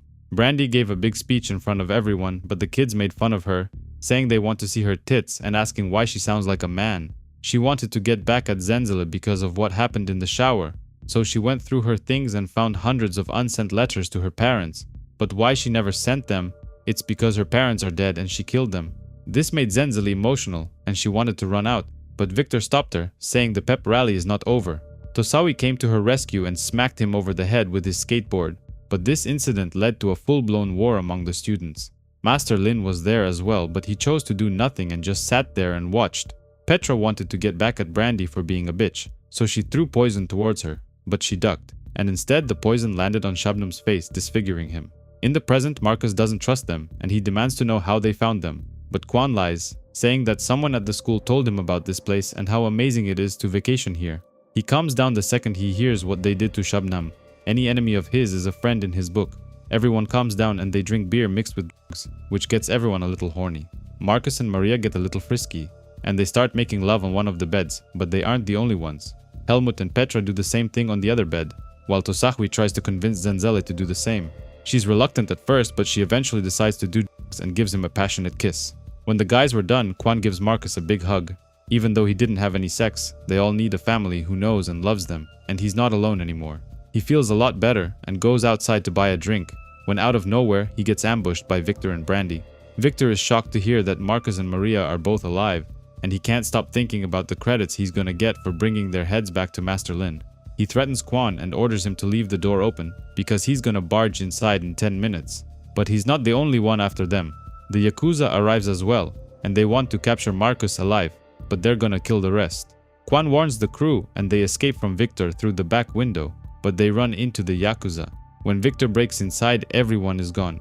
Everyone besides Marcus, who says, "Long time no see." This isn't the first time Marcus snuck behind him trying to kill him, but at least he's looking him in the eyes. Not across the street through a sniper scope. The Yakuza break inside the room and start attacking them, so they are forced to defend themselves. Brandy was stabbed and is laying on the floor, bleeding to death, while the two guys form a temporary alliance to deal with the attackers. Outside, Maria tricks one of them, saying she was kidnapped by the guys, but she was just trying to get close enough to kick his ass. All hell breaks loose, but there are just too many of them, and the crew runs away, while Maria gives the order to split up and meet later outside of town. Victor is getting overwhelmed inside, but Marcus throws him a sword and together, they clear a path through the Yakuza. Zenzele and Tosawi hide inside a kitchen, but she begins panicking and talking crazy. The cops arrive, but these are dirty cops who are paid by the Yakuza, and they shoot Helmut in the abdomen. Maria is trying to find a way of escape, but knows that Kwan is hiding something. The Yakuza knew his name, and Victor also knew where to find them. The fight inside the motel continues, but the two guys managed to clear a path outside and left a trail of Yakuza bodies behind them. They eventually arrive at the docks, while Brandy left to find a clinic because she's bleeding to death. They kill off the last standing Yakuza, and now it's only the two of them. This fight ends when one of them is dead. Kenji is keeping his sister prisoner, and says that when they were kids, he broke their father's Satsuma vase, and Saya took the blame. Her father beat her up, but afterwards he praised her for protecting her brother. He knew it wasn't her who broke it. Ever since that moment, Kenji has seen his sister as his competition. They send her to King's Dominion to get proper training and eventually replace their father as the clan's leader. But he knows about Marcus. He knows she didn't actually kill him, but still took the credit to get ahead of the class. She risked everything for love, but now her people are in Mexico, and they're gonna bring Marcus to Masterlin. She's gonna get expelled and shamed, but at least her mother didn't live to see her great fall, revealing that he killed their own mother. One of the dirty cops finds Petra hiding in a room, but she locks him inside the bathroom and then poisons him to death. Helmut is bleeding from his abdomen, but she vows to keep him alive. He convinced her to keep living, and she's not about to give up just yet. The fight between the two guys is brutal, but Victor is still the bigger guy, and he pushes Marcus into the water, wanting to drown him. Zenzele tells her origin story. When she was little, her father wanted to expand his operations, trafficking sex workers, but he needed more money, so he took a loan from Mr. Stakel. However, Mr. Stakel insisted that the girl stayed with him until her father repaid the debt, and he agreed. He told her that God had forsaken her and that she'd been cursed by her parents' evil, and there was only one way to emancipate herself from their deeds. One way to wash away such evil, with more evil. He wanted her trained to use it, to become his perfect bodyguard, so Mr. Stakel sent her to King's Dominion. They weren't the only ones hiding in the kitchen. Brandy was also here, but the Yakuza find her. Tosawi wants to help her, but Zenzele is too scared to do anything. And besides, she still hates her for exposing her family letters at the school's pep rally. Maria threatens Kwan and demands to know the truth, so he comes clean. He got a Yakuza dude's daughter knocked up and Kenji helped him. He got her an abortion and hid it from her dad. If he found out, he'd kill him, start a war with his family. And Kenji also wanted him to find dirt on Saya and help bring her in. Victor didn't kill her. He's the one who stabbed her, but she's not dead. She was kidnapped by the Yakuza and taken back home to Japan. The Yakuza find them and start shooting at them, but Maria still protects him. Maria escapes through the back, while he goes outside with his hands up, claiming he works for Kenji and that Maria escaped through the back. Somewhere else, the assassins are getting ready to blow Brandy's brains out, but she kicks one of them in the nuts. She's not the leader of the Dixie mob for nothing. She's a ruthless killer who easily deals with the Yakuza. Out of nowhere, Zenzele attacks her, but the blonde chick can fight and she slams her attacker into the wall. Tosawi gets involved as well, but he's pathetic and gets 4 of his fingers chopped off. Zenzele takes him away and they both run into Helmut, who stole a car and wants them to get in. Maria comes to her boyfriend's rescue and attacks Victor from behind. After killing over 100 Yakuza and fighting off Marcus, he's exhausted and can't fight anymore, so she overpowers him. Marcus gets up and wants to blow his brains out, but he sees Willie's ghost, saying he shouldn't do it because this is what Master Lin wants him to become. Victor says he only wanted to kill him because he broke the school's rules. Marcus and his kind are lowlifes, losers, degenerates, drug addicts, and fornicators. But he's such a good guy himself. Petra told them what they did to Zenzele, how they publicly humiliated her. Since they mentioned Petra, Victor tells them what she did, how she killed Billy in cold blood just to get the credits. This is too much for Marcus to handle, and he points his gun at him and fires it. But he didn't kill him. He chose to spare him and instead asks him, "What do you want?" All Victor ever wanted was to protect his homeland as a top KGB sniper, to make his father proud. But what kind of a father turns his son into a killer? What does his mother think about all this? But his dad probably got her killed as well. He killed Willie because he considered it his assignment, and Marcus gets it. All he ever wanted was to kill the people in charge responsible for his parents' death, Ronald Reagan. Because those people, they never have to face the consequences of their actions. He throws the gun on the ground and asks Victor to kill him if he still wants to. He's had enough and wants to leave. Helmut complains that his intestines are falling out, but as long as his penis is intact, Petra is fine with that. Brandy is still alive and shoots at them from the side of the road, causing them to crash. Petra gets out and attacks her, but Brandy's been waiting to get back at her after ruining her voice. The dirty cops show up and start shooting at them, so everyone runs for cover. Marcus hides in a dark alley with Petra and says he knows that she killed Billy, but he forgives her. It's the high school that brings out the worst in them. Suddenly, they are attacked by Brandy, who is armed with a sharp stick and looking for blood. She stabs Petra in the throat, the same place where she was injured at the high school, and then runs away. The others arrive, but there's nothing left they can do to help her. She dies in Helmut's arms, but he doesn't want to abandon her body. He takes her in his arms and they want to escape. But there are still a few Yakuza left and they get ambushed. Quan is with them and he tells them which one is Marcus. But before they could do anything, someone shoots at them. It's Victor, who's hiding inside the tower of a church, killing Yakuza and dirty cops with his sniper rifle. The crew eventually escapes and Tosahui brings them to his grandparents' home in the middle of the desert. Helmut buried Petra and set up a tombstone for her, but Marcus says he tried to help her but he couldn't. He loved her as well and forgave her for what she did to Billy, but Helmut isn't so sure about that. Marcus has some kind of hallucinations, where he's the rat and is being surrounded by all the snakes at the school. He escapes, but then he is transformed into a snake himself. Whatever he does, he can't escape his past. He sees his friends again, but all of them are dead now and are jumping into a coffin. He wants to follow them. He wants to be together with Willie again, but he doesn't let him. Next, he's together with Maria. She is the best thing to have ever happened to him. She loves him, she cares about him, and looks after him. She's the only reason he has to keep living. But she's the exact opposite of Saya, and he's unsure who he really wants to be with. Helmut appears riding a three-headed goat and kills Maria, saying they are even now, and he too will get to live with the pain of losing her. Zenzele appears as an angel and picks up Maria's body, wanting to take it into heaven, but she quickly turns into a demon and reveals her true intent, to take Maria's body to hell. Next, he sees his family the morning they were killed and how happy they used to be. President Reagan walks through the door and asks his parents to go on the trip where they got killed, but Marcus tried to stop them, but he couldn't. Master Lin appears as well, saying he used him because he was desperate for a father figure to guide him. He would have trusted anyone. But now he's all alone and he must decide for himself if he has what it takes to make the world a better place. He wakes up from his vision and apparently wandered into the wilderness, even though Tosawi told him to stay close. He talks to his friends and says they have to play by their rules and go back to King's Dominion to finish this. Meanwhile, Kenji talks to the Kuroki Syndicate and claims they are doing better than ever. The people fear them now, unlike when the clans were ruled by their fathers, and the revenue is through the roof. The next step is to take over the entire world. Quan was brought here and is being forced to serve them drinks, but they took away some of his fingers and he can't serve properly. He invites everyone to a private brothel to get drunk and fuck beautiful women. But first, he asks Toshiro, his right hand, to make it look like Saya killed their mother, and then he's gonna confront her in front of everyone and kill her. Toshiro is on his way to Saya, but Quan grows a pair of balls and attacks him, pushing him down the stairs into the basement. He then frees Saya, who is in rough shape, but she doesn't want to leave, not until she gets her katana sword. She convinces him to sneak inside the brothel by wearing a female costume. He's not a fighter, but he can weasel his way into anything. His cover is blown and he jumps to grab the sword, using it to injure Kenji, who wants him killed on the spot. He and Saya escape on a bike, but they are being chased by the Yakuza, who are relentless. They make it to the docks where a ship is departing for America, but Quan says he wants to go back home and start a fresh new life. He confesses to betraying his friends, but says he was forced at gunpoint and had no other choice. He thinks they are even for saving her, but Saya stabs him through the chest and pushes his body into the water. Now they are even. The kids at King's Dominion attend another class, this time talking about a deadly nerve gas that was used during World War I, but one of the kids makes fun of Shabnam. He was disfigured by Petra's poison bomb, and he's the laughingstock of the school, which makes him furious. Suddenly, everyone is talking about something.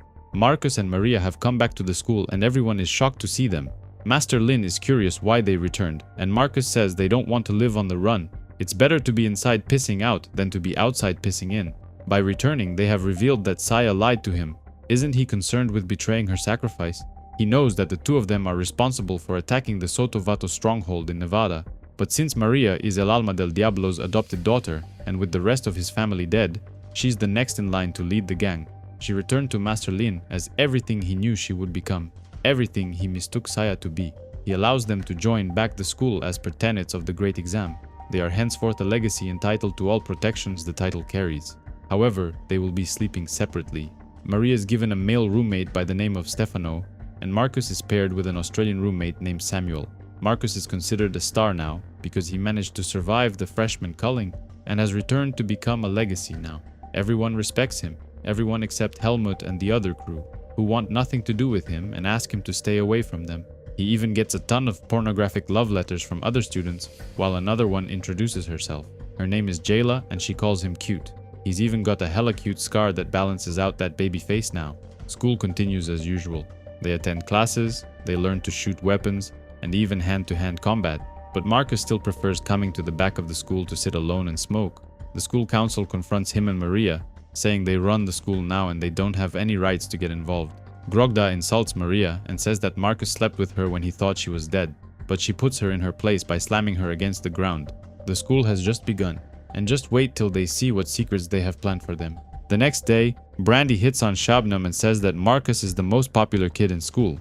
But maybe they should remind everyone why he's still the boss and she wants to work together and do all kinds of dirty work. Grogda's a bitch who treats him like trash in front of everyone. She even calls him shitface when he's not around. Before they could go on, the others interrupt them and Grogda says that Marcus and Maria are tied with them for valedictorian, making them look weak. They gotta go. However, she doesn't want to get her hands dirty. The Jersey Kings are on the rise and she won't risk getting in trouble, but maybe Steven could do it. He's a rat, and rats get close enough. They also want Brandy to help, but she's already killed Petra. She's doing a lot of work around here. Shabnam decides that she and Steven will try and kill Marcus, but they have to do it today. It's Christmas and Marcus and Maria get into an argument about the importance of this holiday. He doesn't care about Christmas, he doesn't care about anything frankly. So Zenzel invites Maria to Christmas Mass with her. There's a lovely cathedral in the mission. She agrees and leaves Marcus alone, which gives Steven an opportunity to make his move and distract him. While they are talking, Brandy makes her move and comes at him with knives, while Helmut sees the entire scene but refuses to do anything. Just as she's about to make her move, Steven gets up and hits her with the food tray and then exposes her for trying to kill Marcus, which is against the rules. Marcus also exposes Shabnam for putting her up to it, which makes Grogda angry and she spills the food in her boyfriend's face. Two guards take Steven and Brandy to the holding cell, but she threatens him before being taken away. Since he doesn't have any plans tonight, Jayla invites Marcus over to a party, and he says yes. Before Petra was killed, Helmut promised to help her shut down her father's cult, the deranged death cult, and he plans to keep his promise, and Tosahwi wants to help. The party was actually a trap, and Marcus is ambushed by the New World Order members. Jayla is actually Willie's sister, and she thinks he killed him, but Willie was his best friend, the only true friend he ever had. He loved him like a brother, knew him better than anyone, and he wouldn't like what she has planned, but she might. Zenzele brings Maria to the church, but instead of attending mass, she brought her here to meet Saya. Saya had survived the trip back to America and made contact with her, so Zenzel arranged a meeting. Maria knows that it was Saya who told Marcus where the Sotovatos were keeping her and is happy to see an old friend. The reunion is cut short when the Yakuza show up. They were sent by Kenji to hunt her down and kill them, because they think she murdered her own mother. The three girls make an excellent team and they disposed of the attackers with ease. But now someone else walks through the door. Master Lin, accompanied by his teachers from the school. He claims that Saya isn't a student anymore and asks them what her faith should be. But Maria offers to make Saya her pledge, making her fall under her protection and allow her to join back the school as a student. Helmut sneaks out of the school because he wants to hunt down Petra's father alone, but Tosawi follows him. They don't know what the cult did to Petra, but whatever they did to her, it was bad. The two guys arrive at a church in Sacramento, exactly where Petra said they would be. A guy named Bob welcomes them inside, saying that anyone is welcome to join. However, the real church is down in the basement, and the people are worshipping a weird altar in the middle. They lock the door behind them, and everyone starts undressing, saying they can't wait to get started. Suddenly, the curtain in the middle drops and three people emerge, completely naked and armed with swords. The people engage in an orgy while the guys with the swords chop them down, but Tosawi's freaked out and wants to leave. Everyone is in some sort of trance, enjoying the orgy and getting chopped into pieces, but even Helmut is freaked out and decides it's time to leave. They break the locks and escape topside, but Petra's dad is watching them through a painting on the wall. Tosawi says that Petra was hiding some fucked up things about herself, so maybe he didn't really know her that well, but this pisses him off and they split up.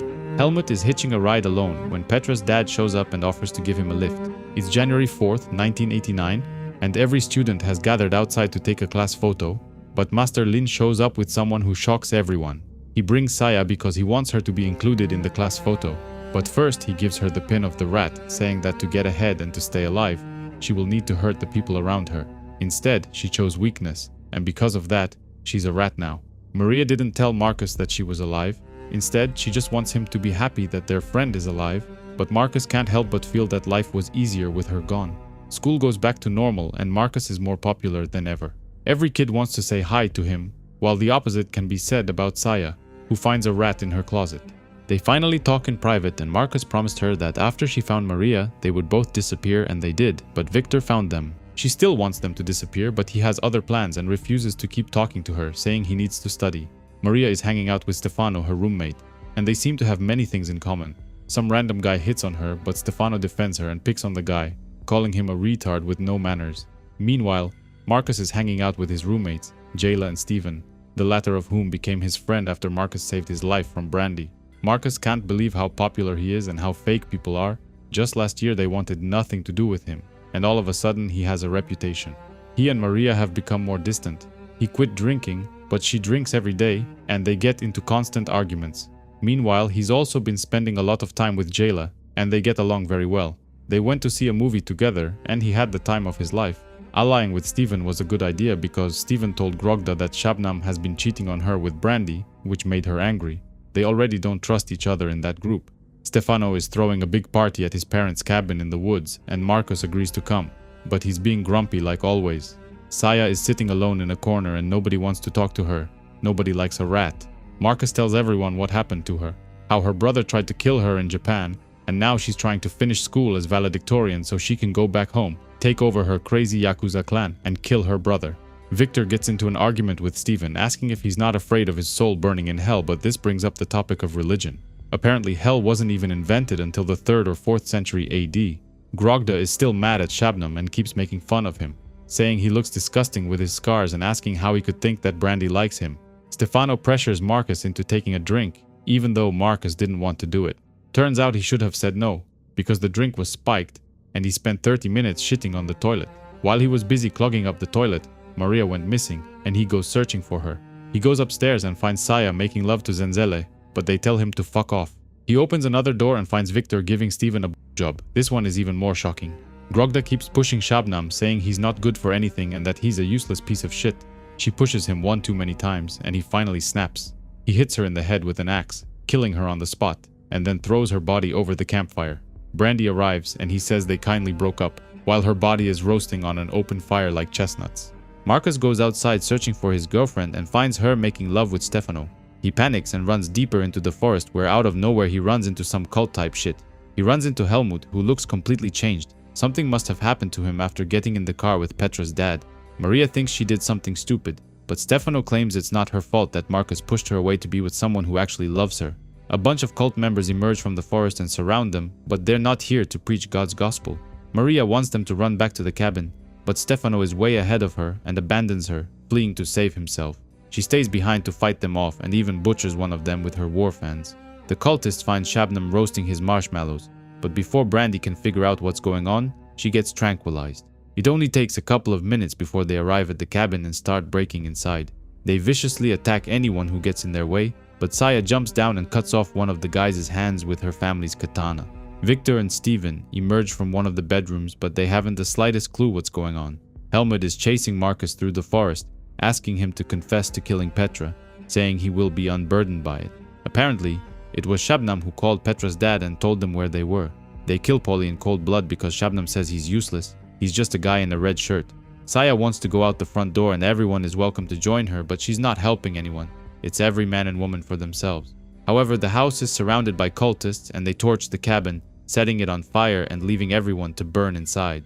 Helmut won the fight and is now dragging Marcus through the forest, but Marcus keeps having visions of his dead friends. Petra's dad claims that Brandy is his spirit daughter, and he wants Shabnam to marry her and become his son as well. The other kids are still locked inside the cabin, but the door is being blocked by firewood. Victor wants everyone to get out of his way because he's going to break them out, and he does it, but he is quickly surrounded by crazy cultists. Saya and the others jump out also, ready to kick some ass and get back at the cultists. Things are getting out of hand, so Petra's dad unties Brandy and kidnaps her, while Shabnam stays behind with the chains. He has other plans. Victor sees the crazy man heading into the forest and runs after him, but someone shoots him in the leg. It's Jayla, who wants to avenge her brother's death. It was Victor who killed him, and though he claims he's sorry about what he did, Jayla doesn't care and puts a bullet through his head. Willie doesn't get to grow up, and he doesn't ever get to feel better about it.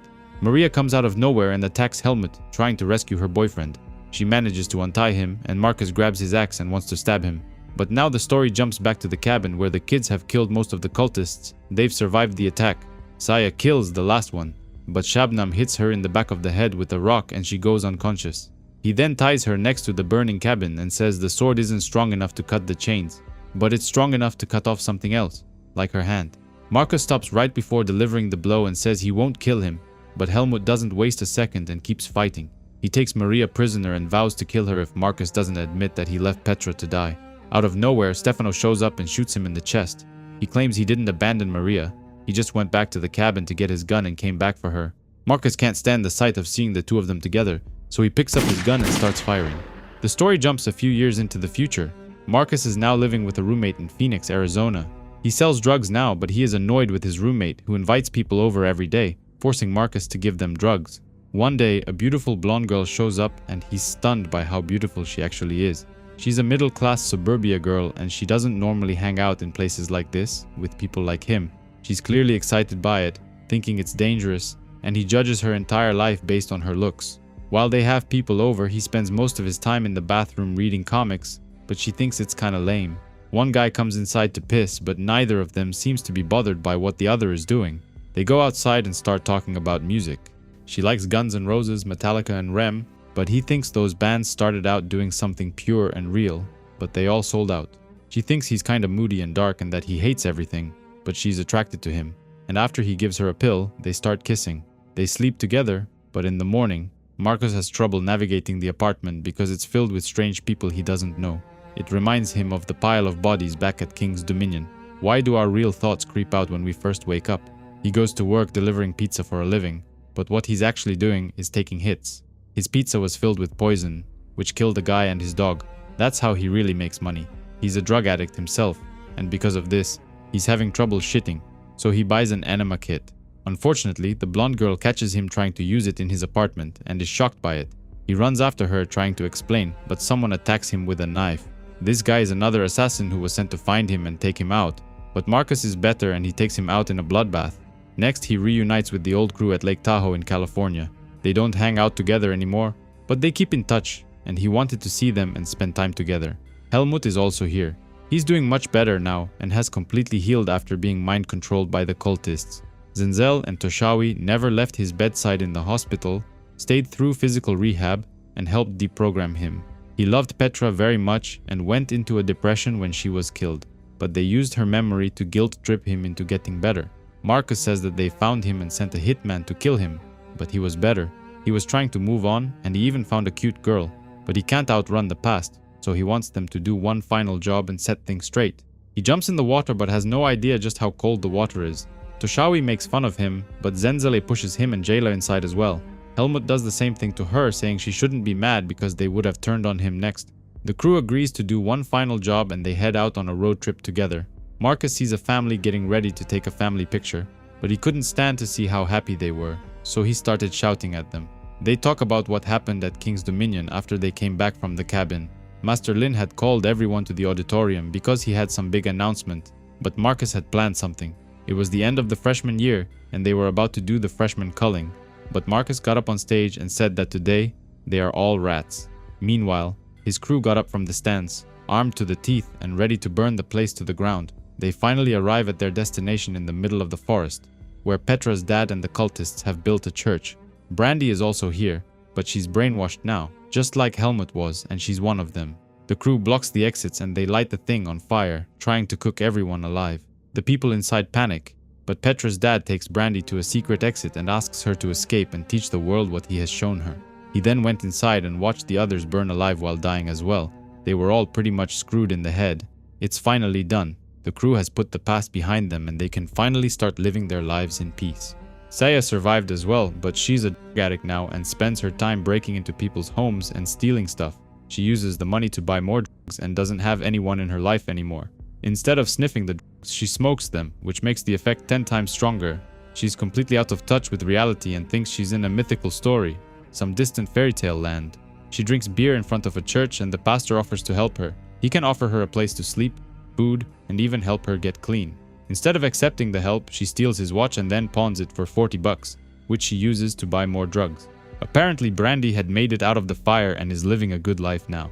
She's running for state office and has billboards all over the city asking people to vote for her.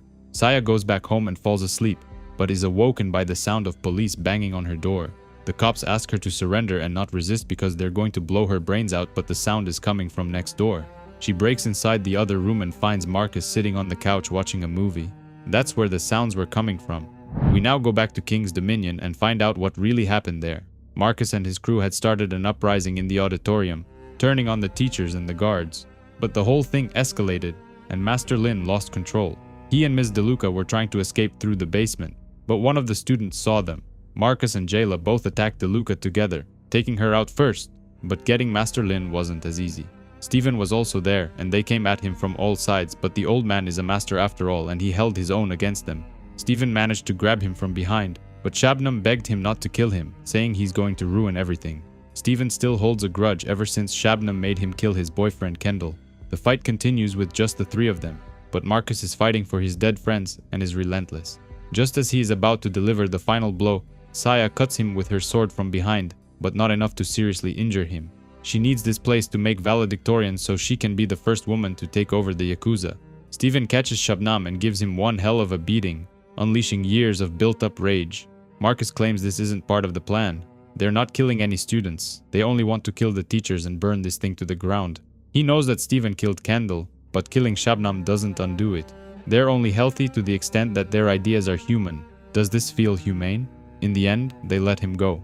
But Stephen still thinks they should have killed him. Doing the right thing could come back and haunt them.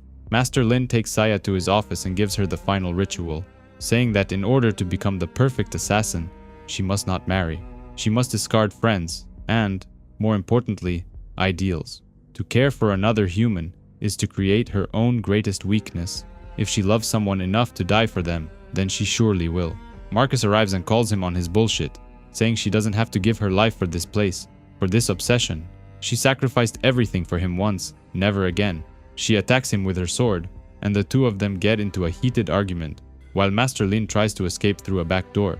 Saya overpowers him and is ready to deliver the final blow, when, out of nowhere, the ground begins shaking. On October 17, 1989, the Loma Prieta earthquake hit their city, and it actually saved his life. Master Lin and Saya were both trapped underneath debris and couldn't move. Marcus takes her sword and wants to end the old man, who knew that Marcus would be his best student, is so proud of him, and even calls him son, saying he's proud to die by his hand. Instead of killing him, Marcus takes Saya and carries her out to safety, leaving the old man to die beneath the rubble. There's a second earthquake which shakes the ground and Marcus falls. When he woke up, Saya was gone, but at least it was over. They've finally done what they wanted to do, destroy King's Dominion and everything it stood for. Saya's brother is visiting San Francisco and one of his people asks him why he doesn't just kill his sister.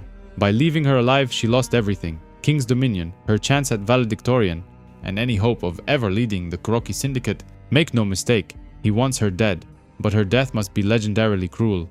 She must be blindsided at a moment of hopefulness, clean and sober with eyes wide open.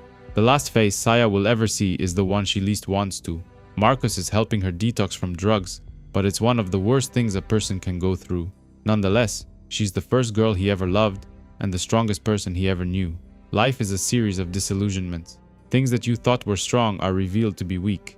The truth is he misses her. She's hardwired into his firmware. She knew him when he was young, when he was finding himself, and she played a big role in who he became. She's finally well enough to eat something and he takes her out for lunch. He feels like he owes everyone an apology, but they were both young during their time in King's Dominion. He doesn't know what happened to everyone else. He lost track.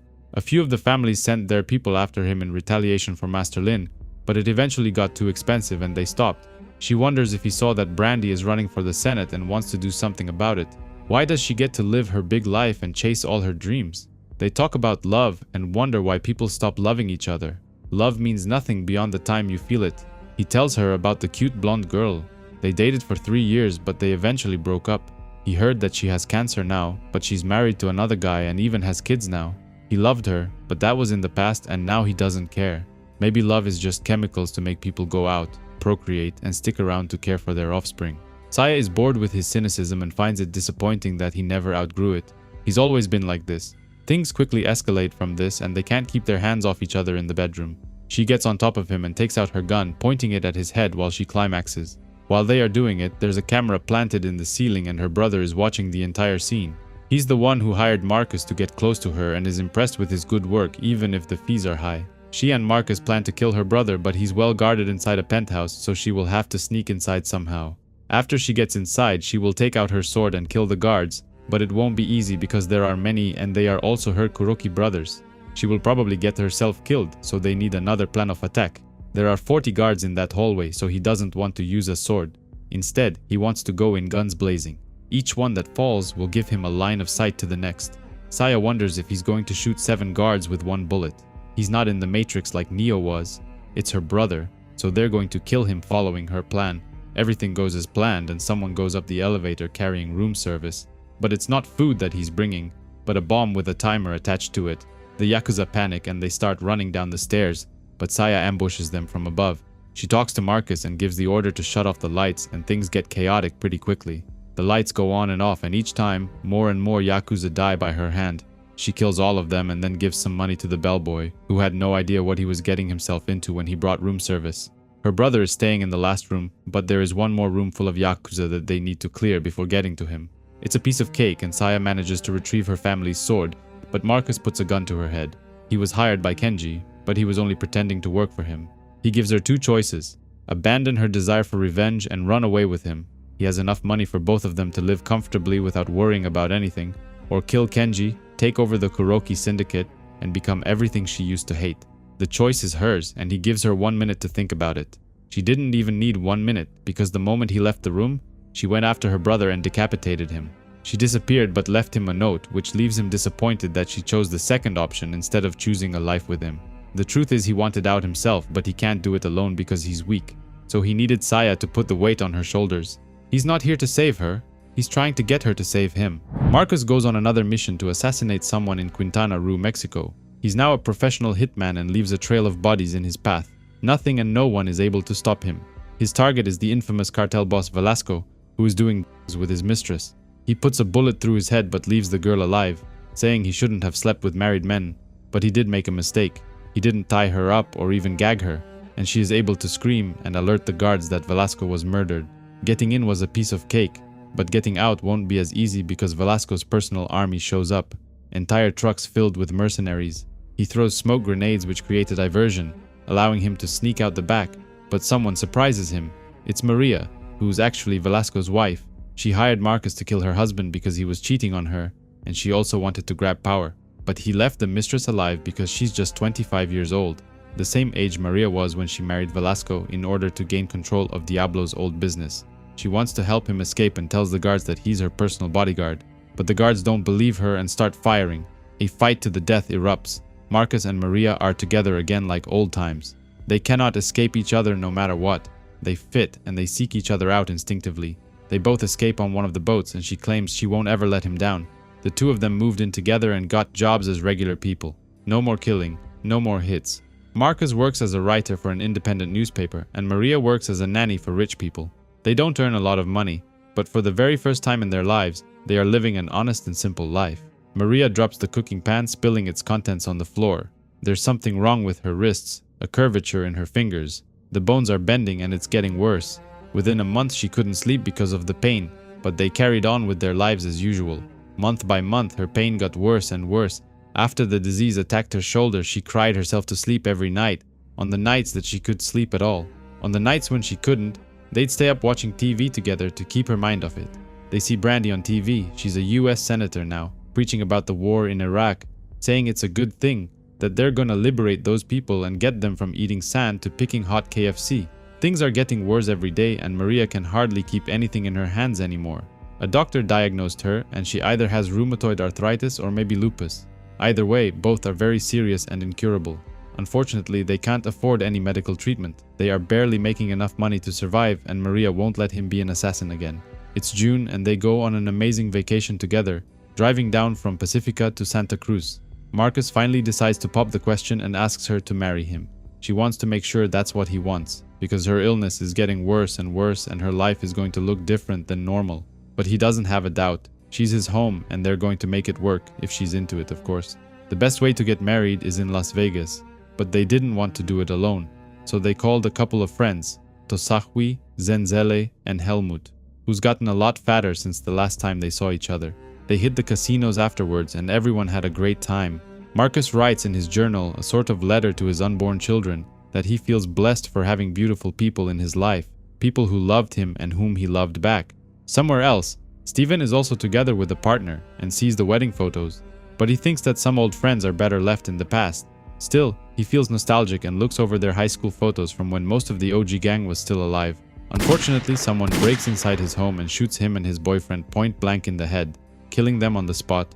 This person looks over the wedding photos on the laptop and then just disappears into the night. Meanwhile, in Berlin, Germany, Helmut is cracking wood outside his home, like all Germans do every day.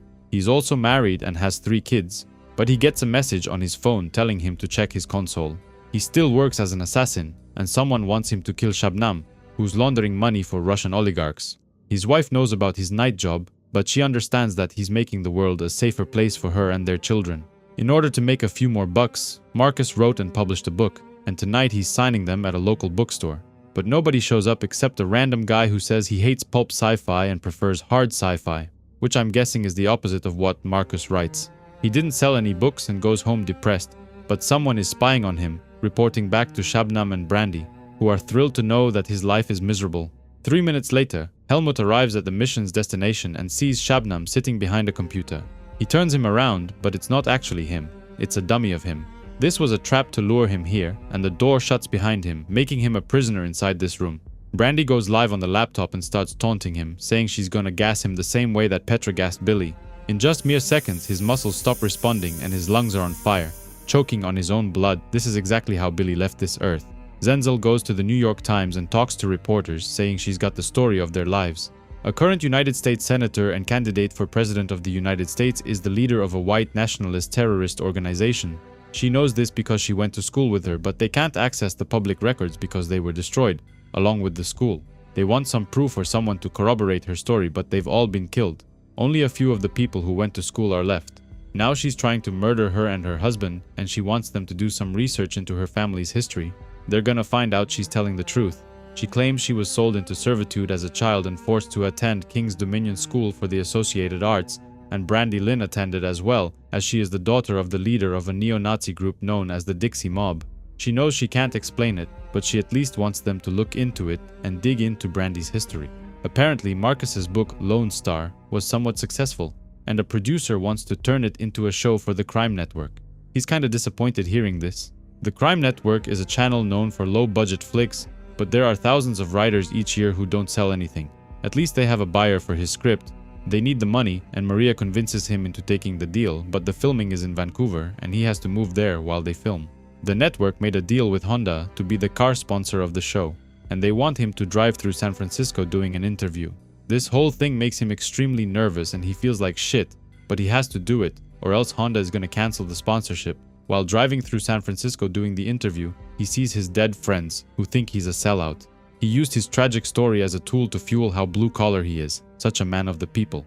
They wonder if his life is everything he expected, but he wants them to piss off and says it is. It's 2022, and the pandemic has just hit. Luckily, Marcus and his wife are able to afford living in Hawaii now, somewhat isolated from the rest of the world on a beach. It's a beautiful day, it's a bright blue sky, they are safe, and life is good. But Marcus finds something to complain about. They managed to afford a beachy corner to hide in because some people turned his crime book into a terrible movie. Meanwhile, the rest of the world is melting down. But Maria reminds him that every generation thinks they are living through the end times. Mankind's been through much worse than this. Genghis Khan, rampant slavery, 2 world wars, famine, pestilence, the Inquisition, and the Black Death. What does constantly stressing about the bad things in life accomplish? If all we do is focus on the negative shit, if all he sees is the bad, he's gonna miss a million good things, a million beautiful things all around him every day. They have 2 kids now, Tomas and Saya, who are enjoying a day at the beach, surfing with friends. Cynicism determines if a person tries or not. It eroded their entire generation. Cynicism is infectious, and she wants him to express a more balanced view of reality, for their kids' sake at least. Someone was spying on them from a distance and taking pictures. It's the Yakuza, who were sent by Saya to keep an eye on them and see how they are doing. They were also able to find out that Shabnam and Brandy are planning to take them out tonight. They're gonna kill the kids first and make them watch, before killing them as well. They have a team of 30 people. If they don't do anything, they're gonna be dead by morning. One of Saya's men asks what they should do. They could warn them at least, give them a head start. But she wants them to stay out of it and do nothing, claiming they all made their decisions. She then goes to a private club, gets high, and has an orgy with beautiful women and men. She wakes up with a hangover while everyone else is still passed out on the ground, either drunk or high. She goes back home, where she and Jayla are living together as a couple now, but the place is kinda quiet. That's because Shabnam is waiting for her in the darkness after he killed Jayla in cold blood with a shot to the head. He then does the same thing to her, blowing her brains out and spilling her blood on the family picture where her dad is proudly sitting next to Master Lin. I guess she was right. They've all made their decisions, and she made hers the day she chose the Kuroki clan over Marcus. Brandy gives a big speech in front of white supremacist rednecks, claiming she's gonna solve all their problems if she gets elected as president, and the crowd cheers her name. She gets in the car with Shabnam after giving one of the biggest speeches of her life. But the only thing he can say is that she needs more Botox in her eyes, and that she should also get that turkey fat on her arm lipoed, or at least she shouldn't raise her fist so much in the air. The year is 2023, and they are living together in the same mansion. Brandy goes into her room to take her makeup off, when out of nowhere, Maria jumps out of the closet and attacks her. Marcus was in the other room kidnapping Shabnam, and now they are both tied to chairs with gags around their mouths. Marcus grew up plotting to kill Ronald Reagan. He was obsessed with it, to the point where he begged Master Lin to teach him how to deal with the Secret Service, and he did. Now Reagan died in 2004 of natural causes. By then he'd given up on revenge, gave up on all that ugly anger, until the 2 of them tried to kill his family, and then suddenly he needed Lin's lesson to get past the Secret Service and into their house. Marcus claims they're not going to hurt them. The 2 of them do such a good job at cutting each other up. They leave them alone with one sword, swearing that whoever walks out of there will be safe, but only one of them gets to walk away. Brandy was always a natural killer, while Shabnam planned things from the shadows, so he stood no chance against her. The TV is running, and apparently the New York Times uncovered Brandy's history, revealing her dark past. But that's not all. Apparently the FBI has also connected her to over 30 members of Congress, who colluded with her to overthrow the US government. The FBI breaks inside her home and arrests her, but they also find Shabnam's chopped up body in the other room, laying in a puddle of his own blood. Marcus and Maria can't believe this whole thing is finally over. What do they do now? What anyone does after anything. They live their lives in peace. They are finally at the point in time where their family is alive and the bad guys are defeated. After everything they've been through, people deserve a happy ending, so they end the night with a passionate kiss. We see a memory of when the OG gang was still alive, but it was Christmas and Marcus was depressing everyone like he usually did. For him, Christmas was a sad moment. He spent so many of them alone, on the streets, but they want him to quit it with the negativity. He claims that facing reality helps him be happier right now. Before the black clouds come, it reminds him to take the time and tell them stuff he'd avoid otherwise, like telling them he loves his friends. But they all started laughing at him, even though he was serious. He really means it, but Willie claims that's what makes it so funny.